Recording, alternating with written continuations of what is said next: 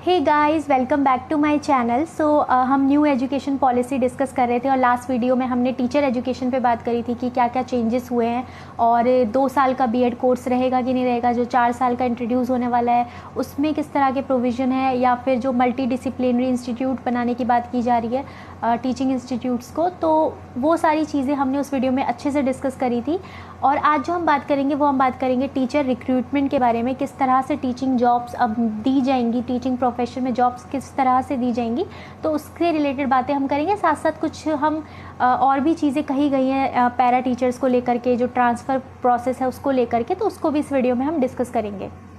तो सबसे पहले ये कहा गया है कि मेरिट बेस्ड स्कॉलरशिप प्रोवाइड की जाएगी उन बच्चों को जो 12th में होंगे और वो आउटस्टैंडिंग परफॉर्मर्स होंगे, तो उनको मेरिट के बेस पे स्कॉलरशिप दी जाएगी, ताकि वो अगर 4 ईयर इंटीग्रेटेड प्रोग्राम को बीएड प्रोग्राम को ज्वाइन करना चाहते हैं तो फिर वो उसको कर सके, उनको स्कॉलरशिप दी जाएगी। और ये कहा गया है कि जो पार्टिकुलरली जो अंडर प्रिविलेज बैकग्राउंड के जो स्टूडेंट्स हैं उनको स्पेशल स्कॉलरशिप दी जाएगी और साथ साथ उनको गारंटेड एम्प्लॉयमेंट भी दिया जाएगा उनके लोकल एरियाज़ में। तो ये काफ़ी अच्छी चीज़ है।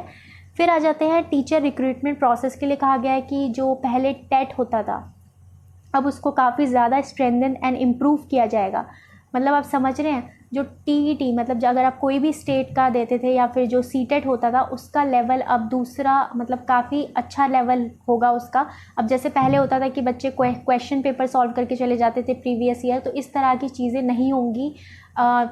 जो रियल में जिसके पास नॉलेज है वही इसको क्लियर कर पाएगा, क्योंकि काफ़ी कॉन्सेप्ट बेस्ड क्वेश्चन पूछे जा सकते हैं इन फ्यूचर।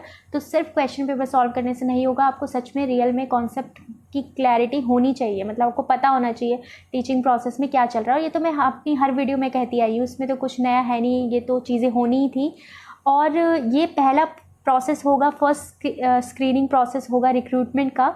फिर उन्होंने बोला है कि जैसे पहले क्या होता था, जैसे सीटेट का एग्ज़ाम ले लो आप, तो पहले ये होता था कि पेपर 1 और पेपर 2 अलग से देना होता था, और वो प्राइमरी लेवल के लिए होता था और वो अपर प्राइमरी लेवल के लिए होता था। तो इस तरह की चीज़ें होती थी। बट ये कहा गया है, आपको अगर पता होगा कि 5+3+3+4 का जो नया स्ट्रक्चर क्रिएट किया गया है उसके अकॉर्डिंग अब फाउंडेशनल स्टेज से लेकर के जो हमारा सेकेंडरी स्टेज है पूरे सबको टीईटी का एग्ज़ाम देना होगा, एलिजिबिलिटी टेस्ट देना होगा। तो इसको एक्सटेंड कर दिया है टू ऑल 4 स्टेजेस। ओके। फिर नेक्स्ट ये कहा गया है कि जो एनटीए जो सब्जेक्ट टीचर्स होंगे उनकी सब्जेक्ट नॉलेज को भी असेस किया जाएगा रिक्रूटमेंट प्रोसेस में। जो उनका स्कोर होगा उसको भी देखा जाएगा जब रिक्रूटमेंट प्रोसेस होगा, ठीक है। फिर साथ में ये भी कहा है कि जो टीईटी और एनटीए एग्जामिनेशन जो होगा, एनटीए मतलब नेशनल टेस्ट एजेंसी जो एग्ज़ाम होगा, ठीक है, तो वो मैंडेटरी होगा प्राइवेट स्कूल्स के लिए भी और गवर्नमेंट स्कूल्स के लिए तो होता ही है, ठीक है। तो प्राइवेट स्कूल्स में भी अब इसको मैंडेटरी कर दिया जाएगा, ठीक है। इसके अलावा ये तो फर्स्ट स्क्रीनिंग हो गई। अब सेकंड स्क्रीनिंग में अब इंटरव्यू भी होगा टीचर का, और ये काफ़ी इंपॉर्टेंट भी इंटरव्यू होना चाहिए, क्योंकि जो लाइव जो टीचर की एबिलिटी है वो उससे लाइव इंटरेक्ट करके ही पता चलेगी। तो ये चीज़ काफ़ी अच्छी हुई है, इंटरव्यू प्रोसेस होना चाहिए। और ये चीज़ कही गई है कि एक 5 to 7 मिनट का एक टीचिंग डेमोन्स्ट्रेशन और इंटरव्यू होगा, ठीक है। फिर ये कहा गया है इसमें नेक्स्ट की जो लोकल टीचर्स हैं उनको इंश्योर किया जाएगा। ऐसा होता है ना कि मतलब कि कई बार ये चीज़ कही गई है कि जो मीडियम ऑफ इंस्ट्रक्शन होगा स्कूल्स में वो मदर टंग में होगा, और वो तभी पॉसिबल होगा जब लोकल टीचर्स उस स्कूल में अपॉइंट होंगे। अगर लोकल टीचर्स अपॉइंट नहीं होंगे तो थोड़ी उनको दिक्कत हो सकती है उस एरिया की लैंग्वेज को समझने में। तो इस तरह की चीज़ों को ध्यान में रखते हुए ये बात कही गई है। फिर जो पैरा टीचर्स होते थे, जो अनक्वालिफाइड या कॉन्ट्रैक्ट बेस पे जो टीचर्स रखे जाते थे, उनको पूरी तरह से स्टॉप कर दिया जाएगा बाय 2022। तो इसमें टाइम लिमिट दी हुई है, तो ये चीज़ पूरी तरह से ख़त्म कर दी जाएगी, ठीक है। इंसेंटिव के बारे में कहा गया है कि जो रूरल एरियाज़ हैं वहाँ पे बहुत कम लोग टीचर जॉब के लिए अप्लाई करते हैं और काफ़ी कम वहाँ पर देखने को मिलता है टीचर का जो रेशो है। तो इस वजह से इंसेंटिव प्रोवाइड किया जाएगा टीचर्स को अगर वो रूरल एरिया में जॉब्स करते हैं तो। और जो स्पेशली इंसेंटिव दिया जाएगा वो हाउसिंग का दिया जाएगा, क्योंकि घर की काफ़ी ज़्यादा प्रॉब्लम होती है। तो जो उनको हाउस प्रोवाइड किया जाएगा स्कूल प्रेमिसेस के पास, या फिर उसके मतलब उसी के अंदर या फिर उसके पास, ठीक है। फिर ये जो टीचर ट्रांसफ़र प्रोसेस होता था ना, जैसे लोग कि कहीं रूरल एरिया में है और उनको वो वहाँ से ट्रांसफ़र कराना है, तो पहले ट्रांसफ़र काफ़ी ज़्यादा ईज़िली हो जाता था।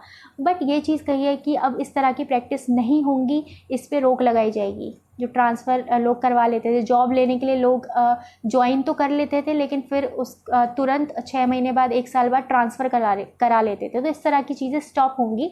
अब लोग सोच रहे होंगे कि मतलब आप लोग सोच रहे होंगे कि क्यों इस तरह की प्रैक्टिस बंद होंगी, क्योंकि ऐसा इसलिए होगा क्योंकि एक बच्चा है, ठीक है, उसके साथ टीचर एक रिलेशनशिप क्रिएट करता है over the period of time, और बच्चे अपने जो टीचर्स हैं उनसे काफ़ी जल्दी जुड़ जाते हैं, जो खासकर जो छोटे बच्चे होते हैं, है ना, तो वो एक रिलेशनशिप क्रिएट हो जाता है। अगर टीचर बार बार चेंज होगा तो उससे काफ़ी ज़्यादा इफ़ेक्ट पड़ता है बच्चों पर।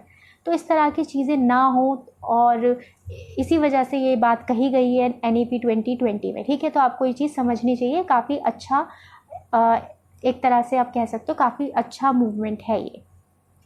उसके बाद फिर ये कहा गया है कि स्पेशलाइज इंस्ट्रक्टर को रखा जाएगा स्कूल में, जो स्कूल है वो हायर कर सकता है, मतलब कि जो लोकल जो लोग हैं, अगर वो किसी चीज़ में एक्सपर्ट हैं, चाहे वो ट्रेडिशनल लोकल आर्ट है या फिर एग्रीकल्चर से रिलेटेड है, एंटरप्रेन्योरशिप है, या फिर कोई भी चीज़ में वो एक्सपर्ट है, तो स्कूल उनको हायर कर सकता है, ताकि वो उस तरह की नॉलेज फिर बच्चों को दी जाए। क्योंकि ये बात तो कही गई है ना NEP 2020 में, वोकेशनल एजुकेशन पे काफ़ी ज़्यादा इम्पॉर्टेंस दिया गया है। तो इस वजह से जो एक्सपर्ट लोग हैं उनको स्कूल में हायर किया जा सकता है इस पर्पज़ के लिए। तो उन लोगों के लिए काफ़ी अच्छी बात है ये। आई होप गाइस कि आपके सारे डाउट्स क्लियर हो गए होंगे टीचिंग रिक्रूटमेंट प्रोसेस को लेकर के। अगर फिर भी आपके मन में कोई डाउट रहता है तो आप कमेंट करके मुझसे पूछ सकते हैं। और NEP में मैंने और भी वीडियोस बनाई हुई हैं जो मुझे लगता है जो हमारे प्रोफेशन से जुड़ी हुई हैं चीज़ें, और जो हमें पता होनी चाहिए, जिससे हमें डायरेक्टली डील करना है, तो मैंने वो वीडियोज़ में कवर करने की कोशिश करी है। सारी चीज़ें मैंने जो इम्पॉर्टेंट एस्पेक्ट हैं उन सब के ऊपर मैंने बात करी है, और एक सीक्वेंस वे में, एक ऑर्गेनाइज वे में मैंने चीज़ें डिस्कस करी है। अगर आपको वीडियोस देखनी है तो आप प्लेलिस्ट में जाके देख सकते हैं मेरे चैनल पे। और अगर आपको ये वीडियो पसंद आए तो इस वीडियो को लाइक करें, शेयर करें अपने फ्रेंड्स के साथ, और सब्सक्राइब करें, ताकि जो भी अपकमिंग वीडियोज़ में डालूँ वो आपको मिल जाएँ। और मिलते हैं नेक्स्ट वीडियो में। Till then bye bye.